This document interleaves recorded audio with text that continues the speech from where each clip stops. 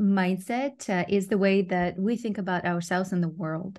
And Dr. Carol Dweck, she's a Stanford psychologist from the United States. She has developed this concept of a growth mindset. And she wrote a book which is called Mindset. It's a great book, so I definitely recommend reading it. There's a whole chapter on children. And what she essentially said was there's a growth mindset and there's the opposite, which is the fixed mindset. When you have a growth mindset, that means that you understand that you are capable of changing throughout your entire life. You don't have fixed abilities.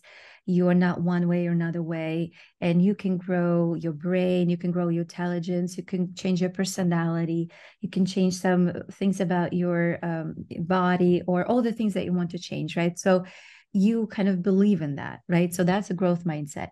And the fixed mindset, it's the opposite. It's when you believe that you are fixed a certain way. So when you were born in a certain way, and you're either good at math or you're not good at math. You're either a good dancer or you're not a good dancer.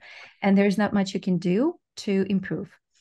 So what she found, Dr. Carol Dweck, with her colleagues when she was studying mindsets also in the environment of a classroom, she found that when children have growth mindset, they have a much better academic performance. So not only it builds confidence, not only it empowers children because they have this believe, right, that they are capable of essentially growing themselves, growing their brain, growing their intelligence, but also they were performing better overall. And it was impacting the way that they were more open to challenges. They were more open on taking difficult tasks. So she has, studied extensively children in the classroom environment. And she was doing a lot of experiments, and all of them described in the book.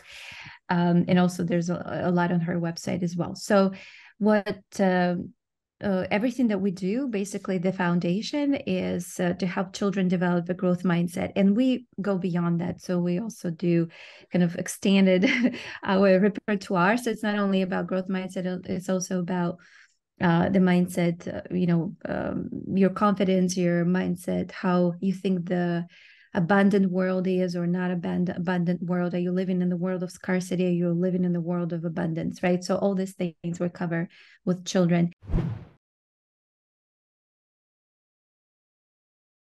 So there's a lot you can do.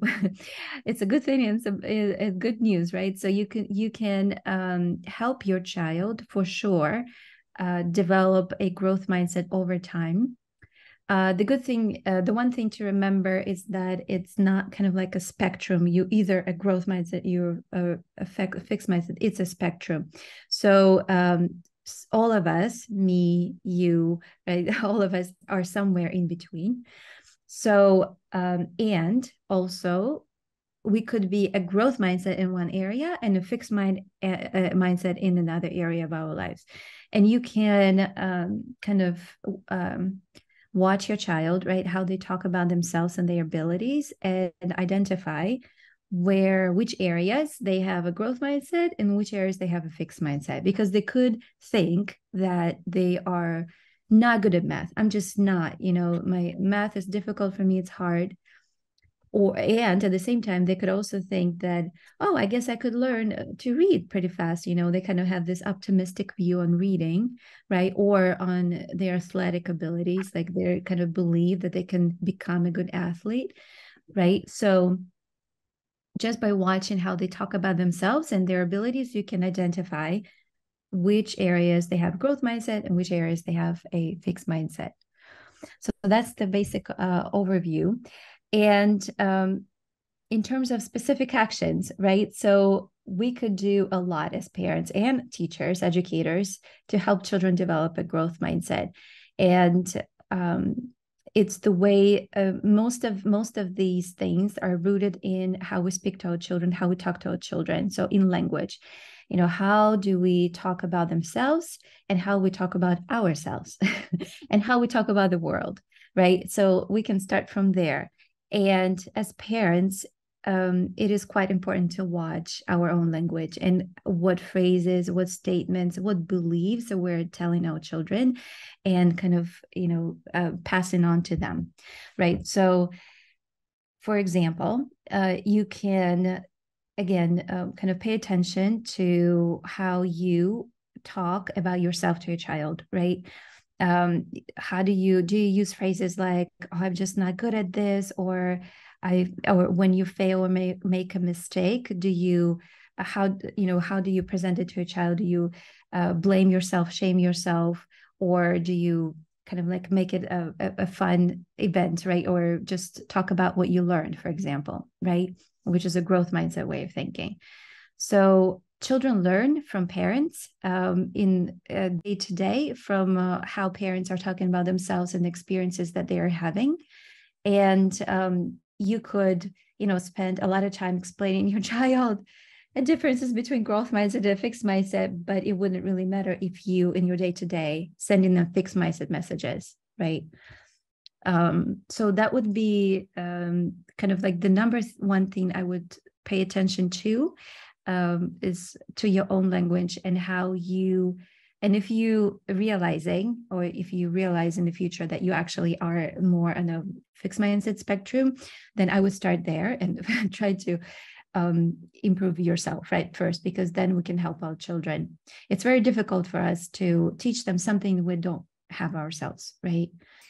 So that's something to remember. And it's hard to admit sometimes, or, this is the difficult truth, so to say. And we have a lot of resources for parents for that same reason.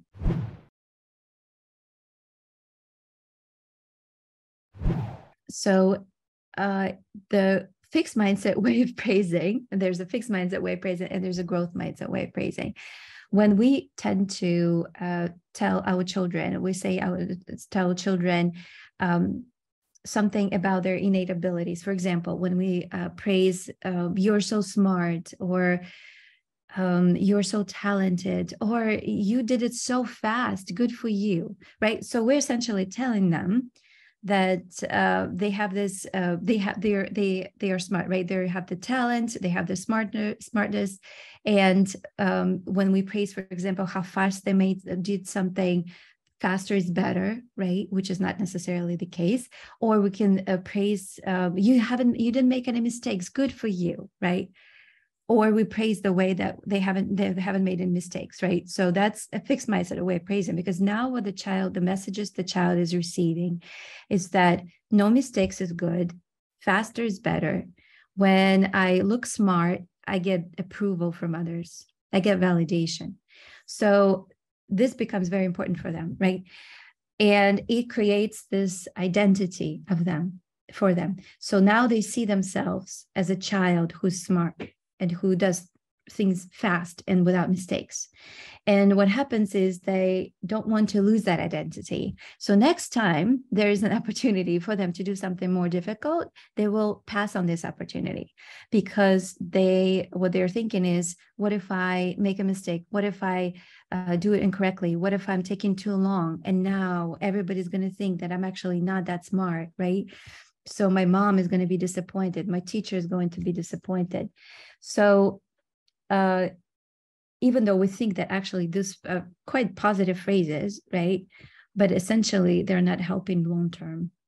And the growth mindset way of praising would be when we're praising the process, we're praising their effort, we're praising their attention, and they're praising their focus, they're praising their persistence. Like, it was really difficult, but you really stuck with it, right? You stayed with it, you didn't give up. Or maybe it was very difficult and you took a break, right? So it's kind of like they're using strategies to help themselves. So kind of like go deeper into the process, like what were they actually doing? Because in the end, result doesn't, in the moment, whatever they're working on, result might be not as important as the whole process of them trying to learn, understand how they're learning, what helps them when they get overwhelmed, what they do, right? So they are learning all these things about themselves. And this is an important piece, right? So if you could notice those things, if you could, pay attention to them and bring them to their awareness, right? So they're also understanding, oh, yes, I guess my mom is right. When it was really hard, I took a break, or just, kind of closed my eyes or took a sip of water, whatever, right? So this is my coping strategy when I'm overwhelmed, and I should do that again next time.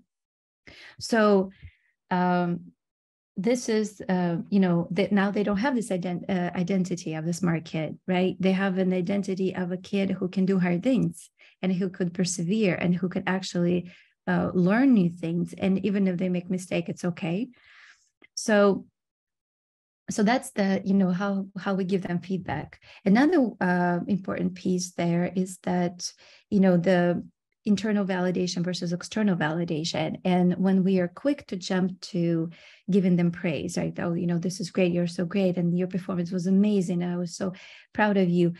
Of course, we shouldn't not give our children positive feedback, right? So it's not about that. But at the same time, we could also tone it down a little bit and try to turn it around so they can look at themselves, right? So you can instead of immediately saying, I loved it so much, you can say, what did you think? How did you feel?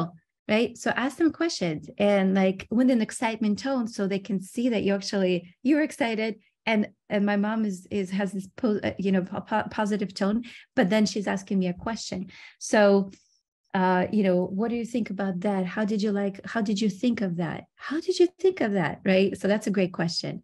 So because then it was like, oh yeah, how did I think of that? And then kind of like analyzing their own thought process, right? So try using more questions, right? Now, this is very helpful for them to, to be more self-aware, and develop that self-awareness, and also helps with intrinsic motivation. So in the end of the day, what we want from our children and for our children is that they don't seek that constant validation from other people and approval, right? So they need to have it within themselves. They need to be proud of their work, right? And we have that saying in Big Life Journal, which is keep going until you're proud. Keep going until you're proud. And, and that's why it's so important to develop that by question, have those reflective questions and kind of turning that around to them. Like, how did you like it? And because maybe they didn't like it, right? And you can ask them questions like, what is it that you didn't like? Or what would you do better next time, right? All these things, instead of immediately giving our feedback, which is usually always positive, right?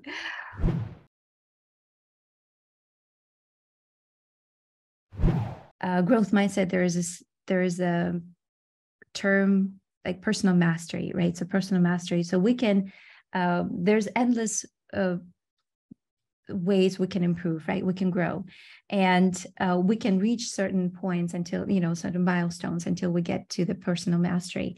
And at the same time, for example, if somebody, and I'm not too sure if he was making mistakes or it was like what was incorrect about that, because in my personal view, like with my children, I have two boys. If they think that they did a great job, and if it's not, I would actually support that, and I wouldn't necessarily even like, you thought it was great, right? So, and I don't think that doesn't make them grow, right?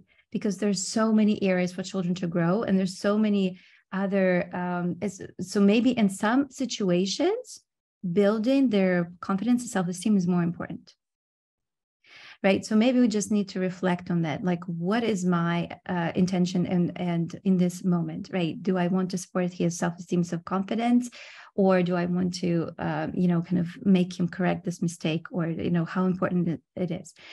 So that's one thing. It's like what I would think about myself. The other thing is, the way that, the big part of growth mindset is neuroplasticity, right? And we can explain to children how their brain is growing when they're learning new things. And what happens is when they, do something and they complete something, and if it's correct, and if it's like, to the best of their ability, so to say, they haven't really grown new connections in that moment, right? So they haven't learned anything new. They haven't practiced. Like when we actually get something right, nothing happens that much in our brain. if we make a mistake, there's a lot of activity. Or if we get something wrong, if we're learning new things, like with stretching, there's a lot of activity. So what we do, or recommend, or what I do with my children is I do talk about that the power of the brain to grow, of growing and changing all, how the brain grows and changes. And when they make mistakes, it actually is a great thing, right? Because now there's a lot of things happening in your brain, and there's, the brain is trying to figure out new things, and they're building new bridges, and new cells are popping up. So I wonder if so it wouldn't be something in the short term, it would be like a longer term discussion with him, right? How making improvements or correcting mistakes it's not a bad thing. It's actually great, right? It's something that can empower him, and it makes him even stronger, right? So if he could, receive those kind of messages, right? So I would definitely, consider that.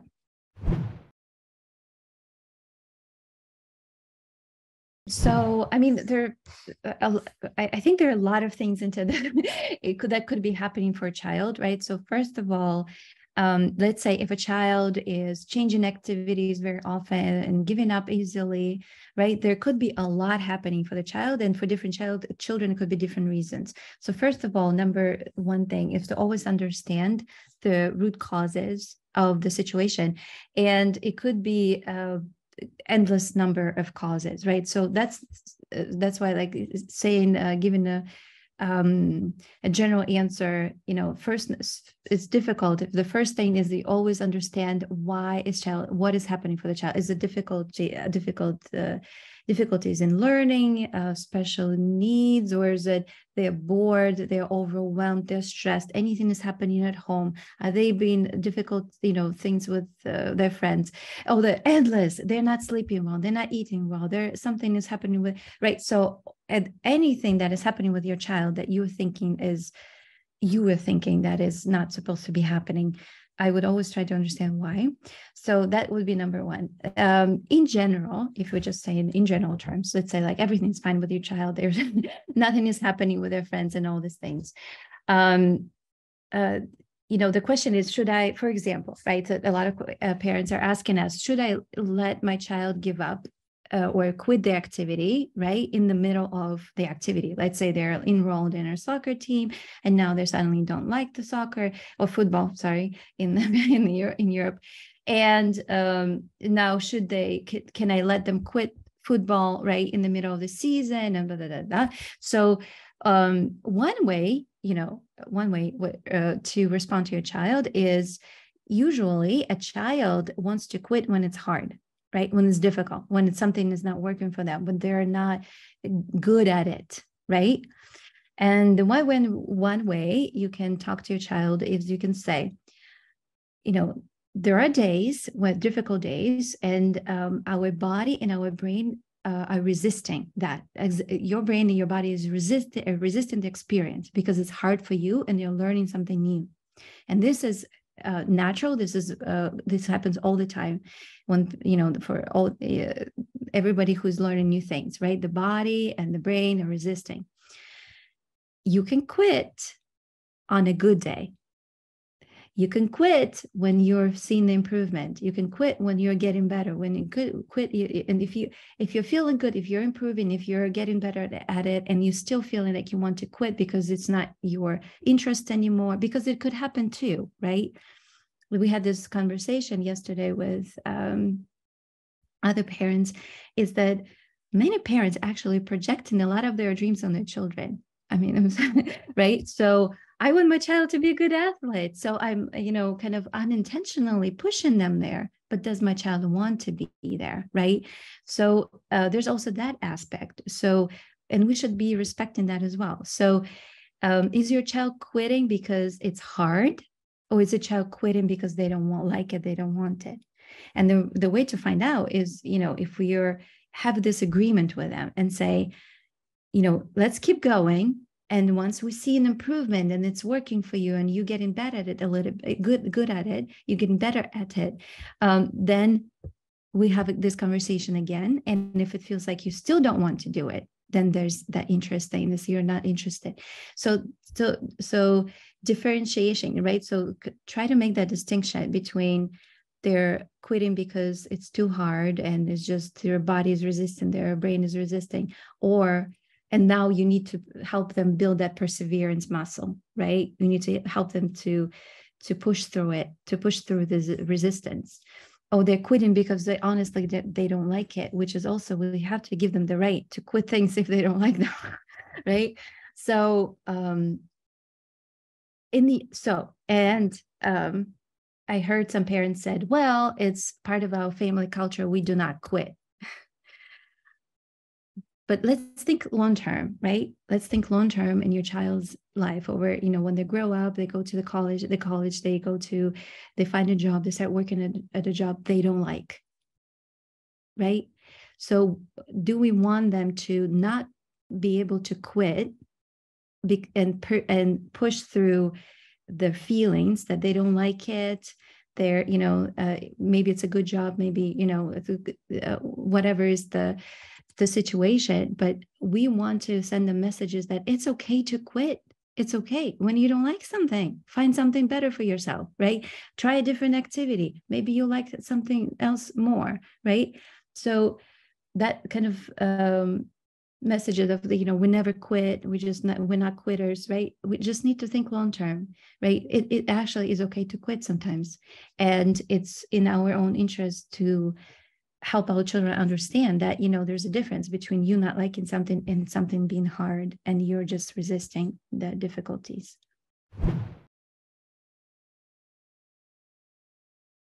I think having a growth mindset culture, right? Really, the way that teachers speak to children would be the highest impact, right? So how does a teacher react to mistakes? How does a teacher talk about the little improvements? How does how do they give feedback? How do they encourage? Do they talk about the brain, right, and their ability to the brain to change and grow? Is there any kind of discussion about that, the neuroplasticity, neurogenesis, and all these things? So interestingly, kids are very interested in that. So once you start talking about the science of the brain, like they would really, that most kids are very interested in that. So yeah, it's what we've seen is the teachers who use our resources, or the principals, for example, who buy the resources for the school, the main question is, how do I embed growth mindset into my teachers so that it becomes a culture at school, right? Because you can use the resources all you want, but then if a teacher doesn't have that, right, so it's quite difficult. So having that kind of discussions with the staff and kind of going through the main principles, and also the very practical things that they can do, with the things they say, the things that, how often do teachers talk about their own mistakes? Because in the eyes of a child, a teacher is a perfect person, right? So how often do we discuss, even it doesn't have to be anything about the classroom, it could be something from their personal life that they can share, right? So, and how they overcame the mistake, all these things. And also, we pay attention a lot to frustration tolerance, for example, right? That what happens is, when the child, for example, for a lot of kids, like they have pretty low frustration tolerance. So when they make a mistakes and their emotions, big emotions, overwhelm their bodies, and they can't keep going. And even though you can try to use all the different, ways of encouraging them, say whatever you want, but they're already completely in a different world, right? Their nervous system is somewhere else, right? They're trying to, regulate their bodies. So building up the frustration tolerance is a great idea to help children develop a growth mindset. It's all connected, because in the way, right, how do we want our children to not give up, to keep going when it's difficult. But if they don't have that frustration tolerance, if they don't have the coping strategies, can they actually keep going? Right? Because the first they need to learn how to regulate their nervous system. And for many, many children, probably all children, they are born with very low frustration tolerance. So it is something we need to help them build up.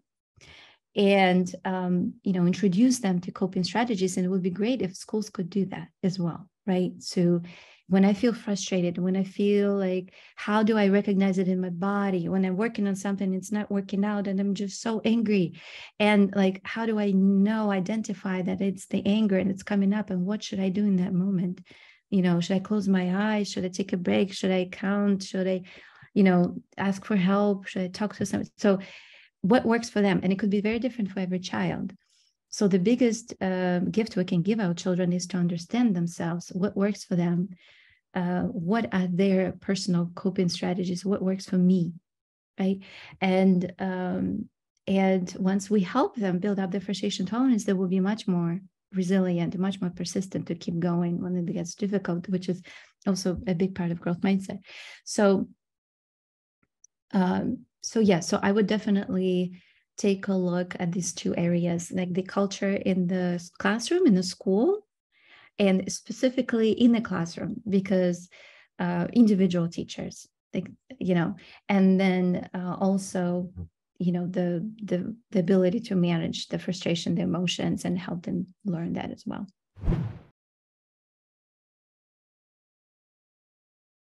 Recognizing your own conditioning is number one, because what do I want to pass on to my children? And working on yourself is first and foremost, and trying to get get rid of the limiting beliefs and things that build your own confidence, and have some interesting things that learn new things in front of your children, right? So for example, now we're in Italy, both my husband and I taking Italian lessons, and we're kind of like telling our children about that. We're having the conversations, right? Yeah, so we're learning new language from scratch in our right at our age. So, and parenting is very difficult, but at the same time, you can do so much for your child. You can do so much for them, and doing your best, and not, kind of giving yourself a little bit of a compassion and empathy, knowing that you are not growing up with these messages. You are not raised this way. You're essentially raising yourself and your child at the same time.